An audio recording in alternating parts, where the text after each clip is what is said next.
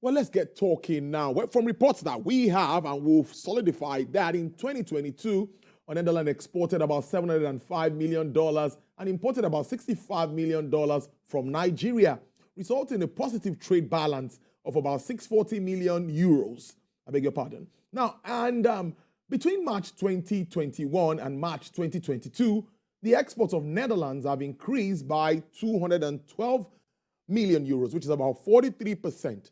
Now, in the same period, on the review, the top exports of Netherlands to Nigeria were petroleum oils and oils obtained from fish, milk and cream, flat-rolled products of iron and non-alloy, and edible products, while top imports of Netherlands from Nigeria were natural gas, were not liquefied cocoa, amongst others. It will be recalled that President Muhammadu Buhari and Prime Minister Mark Rutte met in 2019 to discuss issues, of course, bilateral relations, and agreed that Nigeria and the Netherlands would continue to work together to improve trade volumes as well as private sector investments. But almost 4 years after, how much progress have we recorded, especially in terms of business and, of course, trade relations between both countries? Who's better to answer these questions more than the Consul General of Netherlands in Lagos, Mr. Michel Delin? He's live in the studio. It's good to see you. Thank you for your time. Good day. Thank you very much for having me. Yes, I would like to start with a general question like, what's your overview? What's been playing out with Nigeria and the Netherlands? In my research, I see that Netherlands is currently the third largest trading partner with Nigeria. Looks interesting. Correct. And I was also looking at the numbers, and if you see that Nigeria overall has a trade surplus in the last half year, which is actually very good for the Nigerian economy. So what we still see is oil being exported and refined products being imported from Europe to Nigeria. Now that's something that will clearly change once the new Dangote refinery will come on stream. And then it will be a good challenge for us to see what else we can trade in. So I'm sitting here actually as a very positive person, because I think we have a lot of things that we have been building on since the visit of the Dutch Prime Minister. And this is also the time that Nigeria needs its friends. And I would say that we have invested in agriculture, in tech, in youth employment, in subjects whereby we see there is a lot of positive development in Nigeria, a lot of, let's say, future development into the future. And those are things that we've been doing in the last couple of years, away a little bit from the traditional oil and gas. Yes, I know that many people who watch this program will say, but inflation and exchange rate and unemployment. And that's true, but that's a situation that we have to face now. We all have to go through this, but I'm quite optimistic that in a few years' time we will see a Nigeria that can build upon the investments that have been made in this day and age. Looks very interesting, and I like to always ask that question, that how attractive is Nigerian market to foreigners like you? What's that thing that pricks you and you always want to come to Nigeria? The size of the market. One, Nigerians, of course, are in a way also very picky people, so they won't just buy anything. So that's also, you have to convince them that your product is a good one. That means that you have to come up with a good proposition, as they call it. But on the other side, the size of the market is so huge that whoever wants to do business on the African continent cannot really miss out on Nigeria. So we have a number of Dutch companies that have been here for a long time. Yes, of course, there are challenges. There are challenges that are not only faced by Dutch companies, they're also faced by everybody who wants to do business in Nigeria. And we can call a spade a spade. There is an issue with foreign currency. That is a problem. There is sometimes an issue with insecurity. Yes. That's also a problem. But these are, how should I say, these are man-made problems, and they can also be solved policy-wise and politically. And that's why I say that I'm quite positive, because I'm assuming that in a few years' time, these issues will have been addressed, and that Nigeria will also, let's say, move from depending on those oil revenues to a much more spread out economy. I think that's basically a good thing. So the revenue for oil that comes in now should be used to invest in new productive means. Yeah.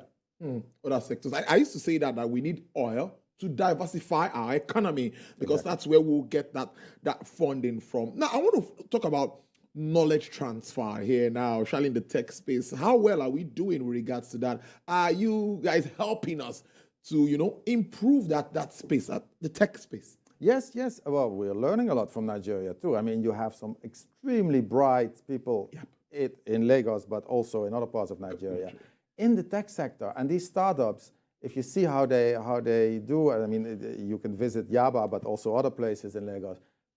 This morning I had a meeting because I'm wearing this because it's a sustainable development SDG. day. Exactly. Yeah, I saw that. So I had a meeting with a group of young people who we support. It's called the Orange Corners. It's an incubator program whereby we support startups, and these are also in the tech area, but also tech related to agriculture or tech related to recycling, circular economy. I think we can learn from each other. We can really learn from each other because it's not only how do you do coding and programming, but it's also the circumstances under which you do that. And then in Lagos, there's lots of material to work with. Interesting stuff there. Let's now stay with agriculture again.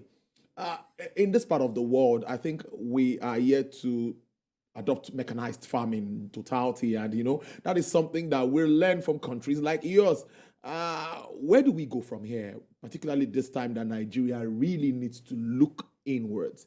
What can we really do to harness the opportunities or unlock the opportunities in our agricultural space? We have a lot of land here. No, exactly. A lot of land. You have a very good climate, very conducive. So as a follow-up to the visit then of the Prime Minister, we started an agricultural program, horticulture.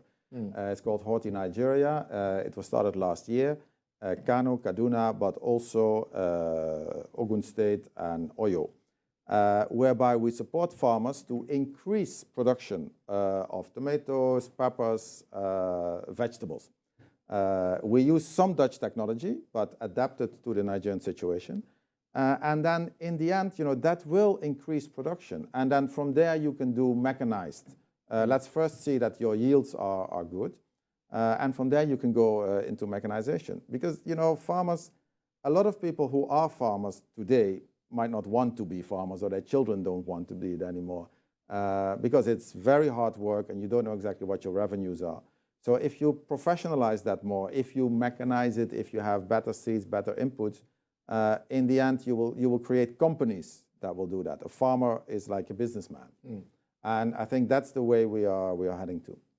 It looks very good. Now, when we were talking earlier, I told you about the ease of doing business initiative of government. And I think that part of this is to attract more investment into the country, because you definitely put your money where you know that the laws and whatever suits you. Nobody will put his money where it's not. Correct. So what's your assessment of PEBEC? A lot has been done. Well, we were able to move a little bit on the World Bank list, but how far have we gone, and how do you think that is impacting investment? I think investment has been brought in and is still coming in. Despite what people say, despite all the doom and gloom, as I said, the companies look at Nigeria as a very interesting market, and that it still is as such. PEBEC, from our office, we were in contact quite often with the people from PEBEC, and they're doing a great job. Yeah. Also for them, it's not easy. It's not easy because sometimes, if people make money because of inefficiencies, and you try to make things more efficient, it's always very difficult. Then certain people lose out.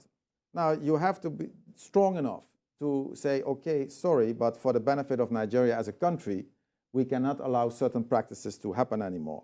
Whatever happens sometimes in the ports, these things that make the cost of doing business in Nigeria very expensive. So I think PEBEC actually pushed the agenda quite far. I think it's now up to the new dispensation next year to build upon that and to go further. Indeed, and everyone would say that whoever it is, whatever party, whoever becomes the CEO of Nigeria, that's our chief executive officer, the president. Some say that a lot has to be done regards the economy. Look at what is happening globally. What do you think should be some of the quick wins, or what do you think should be the focus of anybody that becomes the president?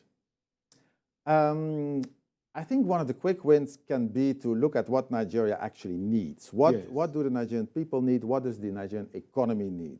And then that's investment. Investment from inside and investment from outside. Now, to do that, it has to be made easier to get foreign currency in and out.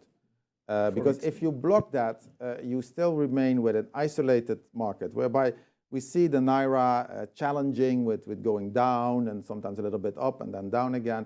That in and of itself makes it difficult for investors. So I think that's obviously something that a government can tackle. Insecurity. Insecurity, it's very sad to see that in areas that used to be perfectly safe, where I would go myself and drive out in the countryside and in beautiful Nigeria as a tourism destination, that now there are areas where I won't go anymore because I not just me, but my Nigerian friends and so on, don't feel safe anymore. So those are things that need to be tackled. And I think, we see now the strike, the university strike. That is something that should be, because education is really crucial if you want to bring your country forward. So obviously, that's something that needs to be addressed. Indeed, something that needs to be addressed. We talked about fuel when you started. You talked about our importing, which we are hopeful that the Port Harcourt refinery will work by next year, according to the NNPC. And also, we expect the Dangote refinery to come on stream. That too. But what's this issue around fuel quality at the moment? I wanted you to talk about around that. Yeah, thank you for asking, because that's an important issue. If you look at the trade figures between the Netherlands and Nigeria, as I said, the bulk is crude oil going to Europe, refined product coming back. About 1/3 of all the premium motor spirit that you can tank in Nigeria has been refined either in the Netherlands or in Belgium. Now, February this year, remember, we had this issue with adulterated fuel. We were all suffering the fuel queues, and then I think some people even had to empty their tank. And we investigated this, and it was a serious problem that originated in that triangle between Rotterdam and Antwerp. And the Dutch government took action. And now we have very strict measures on the fuel that can be exported to West Africa. So the quality control and the quality guarantee of that fuel has been, let's say, uplifted. Because basically what happened was that products that would not be suitable for consumption by cars in Europe were sold to West Africa, and that cannot be the case. That cannot be the case. It's not healthy, because you and I are breathing in these fumes. So we put a stop to that. So the fuel that comes from Rotterdam now to Nigeria is the one that meets the standards. And if there are substandard products, the people who sell those will be persecuted. Interesting stuff. I also came across your submission with regards to healthcare being strengthened one way or the other. And it takes me to my next question, and almost finally, is public-private partnership, PPP. We talk about that every time. Do you also see that as a way of helping Nigeria address its infrastructure challenge? Yes, I see that very much as a way, because we set up a colleague in my office who's also focusing a lot on healthcare now, going with a mission to the Netherlands on healthcare to basically exchange information and see what we have to offer, what Nigeria needs in that sector. And there's also a link to renewable energy, because in a clinic you need constant power supply. So sometimes solar can be better than your diesel generator. So we're also looking at that, renewable energy, healthcare, circular economy, obviously, as I mentioned in recycling things. But in healthcare, this is, like, say, the first step that we take, bringing those people to the Netherlands to see, and we hope to build upon that, because you see a lot of people in Nigeria going on medical tourism, traveling to other countries, and it shouldn't be like that. Actually, it should be the other way around. People should come here, because Nigerian doctors are very, very smart and very good people. It's just that the surroundings are not always conducive. Honestly, they are not always, because I was even saying that how mutually beneficial are these relationships, talking about Nigeria, Netherlands, how beneficial have they been, and are you looking, what's your outlook despite the challenges. We know what's happening with Russia and Ukraine. It has affected movement of raw materials, disruptions, and all of that. So I'm going to ask you that, what is your outlook with this relationship with your country and Nigeria going forward? Thank you. This relationship will only grow. So, as I said, I like that. The hiccup, Only grow. the hiccup that we're in now, economically and security-wise and so on, is a temporary thing. And this is the time to invest. You see more Dutch companies investing in Nigeria, existing ones, but also new ones coming in, setting up things, facing a lot of challenges. There's a lot of wahala. We all know that. But if you're not here, then, you know, why, if you're doing business, Nigeria is the country to be. So, yes, we are there to assist them. We are there to guide them and to give them advice. But I see the relationship between Nigeria and the Netherlands as a very profitable one for both parties. And it's a win-win relationship. Interesting one. Now, as we wrap up, Michelle, before I'll let you go, finally again, it's a business-like discussion, like we've been talking about Nigeria, this, that. But I would want to know some of your challenges. You've identified the environment. You've identified, well, Forex is a very big one, indeed. Any other one that government can help address as we move on in the year? I think those are the most important ones, right? I mean, obviously there's also infrastructure. I hope before the end of the year I can take the blue line, the new Lagos Light Railway. So I'm really looking forward to that. And then one day soon also the red line, the one to the airport. Yeah, that's true. So infrastructure. And that's also where public-private have a role to play. Because we all know that government cannot do that alone. Because someone told me, say, when you come into Nigeria, the first place you stop is the airport. And when you get to the airport, that tells you what the country is all about. And of course, infrastructure and all of that comes in there. Well, we'll keep a tab on all of these discussions. It's so interesting. I pray we could, I wish, and of course, I believe government should be able to make us strengthen ties. It is important that we do that. And as that happens, we'll have you also in to talk about some of these things. Fish, milk, cream. I'm looking at some of the things that we get from each other. Looks very interesting. Mr. Michel Delin is the Consul General of the Netherlands in Lagos. He's been talking to me about Nigeria-Netherlands relationship. He's an optimist. I think he's so optimistic that we're going to get better with it. Thank you so much. Do enjoy your weekend. I appreciate your time. Thank you very much.